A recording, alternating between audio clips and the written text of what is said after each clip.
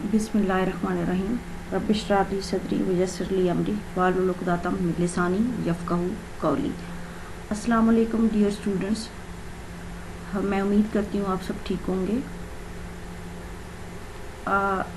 ईद की छुट्टियों से पहले हमने सर सैयद अहमद ख़ान के चैप्टर को फोकस किया था, जिसमें हमने educational services of Sir Syed Ahmad Khan, social services और पॉलिटिकल सर्विसेज को फोकस किया था। आज का हमारा टॉपिक है literary services of Sir Syed Ahmad Khan और फिर रिलीजन। तो सर सैयद अहमद ख़ान की लिटरेरी सर्विसेज पे अगर हम नज़र डालें तो सबसे पहले आपको नज़र आता है कि अलीगढ़ तहरीक, जिसके बानी सर सैयद अहमद ख़ान थे, आपने इसके ज़रिए जदीद उर्दू अदब का आगाज़ किया।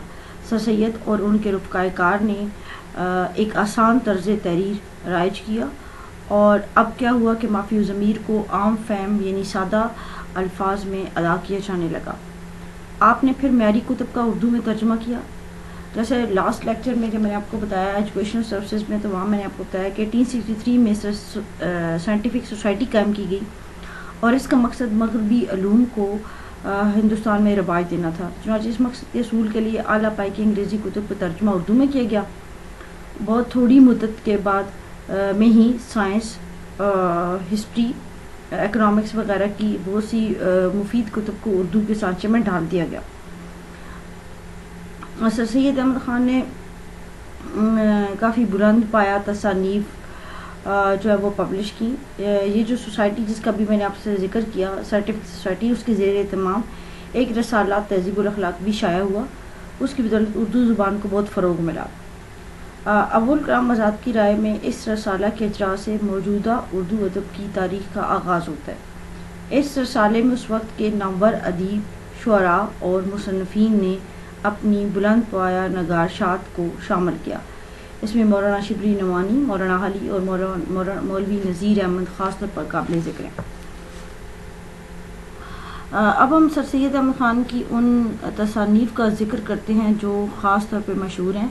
आपने जो बुक्स लिखी उनमें सबसे पहले है आसार सनादीद, तारीख़ सरकशी बिजनौर, आइनी अकबरी वतुस के जहांगीरी की तदवीन व इत्तबात, रसाला असबाब बगावत हिंद, तबय्युनुल कलाम, रसाला अहकाम ताम अहले किताब, कुरान पाक की तफसीर, ये 7 जिल्दों पर मुश्तमिल है। फिर खुतबात अहमदिया और रसाला तहज़ीबुल अखलाक, ये सर सैयद अहमद ख़ान की मशहूर किताबें हैं। अब हम सर सैयद अहमद ख़ान और रिलीजन को देखते हैं।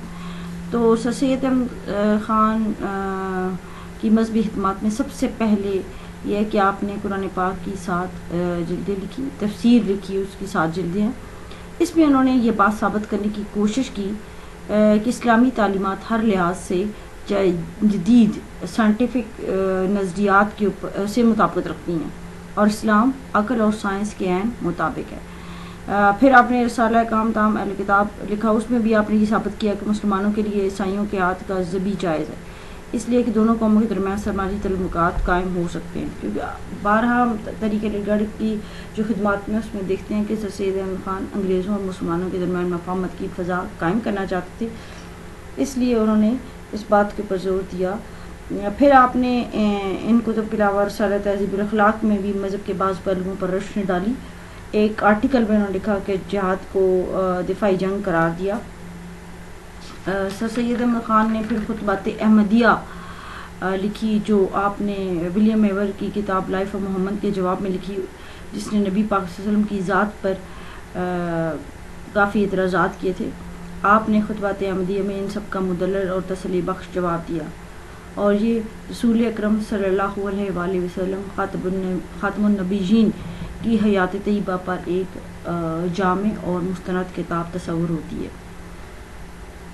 अगरचे बाज़ मामलात ख़ुसूसन मजहबी मामलात पर सर सैयद के खिलाफ तकलीद पसंदों के नज़दीक काबिल कबूल नहीं है, लेकिन फिर भी ईसाई मिशनरियों की तनकीद को उन्होंने जिस खूबी से बेअसर बनाया वो दीन की एक काबिल कदर खिदमत थी। उनके बाद रफ़क़ा ने, जिनमें मौलाना शिबली और मौलाना चिराग अली पेश थे, उनकी पैरवी की और इस्लाम पर ईसाइयों के हर हमले का बड़े आलमाना अंदाज में मुँह तोड़ जवाब दिया।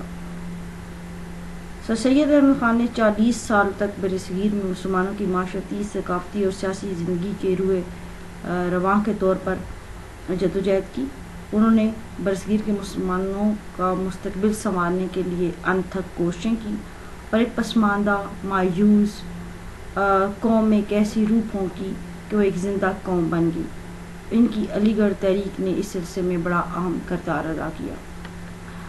ڈیئر اسٹوڈنٹس، آج کے لیے اتنا ہی. آپ ڈیٹیل سر سید احمد خان کی بکس، ان کے نام اور ان کتابوں کے اندر کن چیزوں کو ڈسکس کیا ہے، یہ سب آپ کو یاد کرنی ہے، کیونکہ شارٹ کوشچنس میں ان بکس کے اوپر کوشچن آ سکتا ہے. خاص طور پہ جو آپ کے 2 مارکس کے کوشچن ہوں گے ان میں بھی ان بکس کے اوپر ایکسپلینیشن مانگی جا سکتی ہے. آپ فوکس کریں، اسٹڈیز کریں.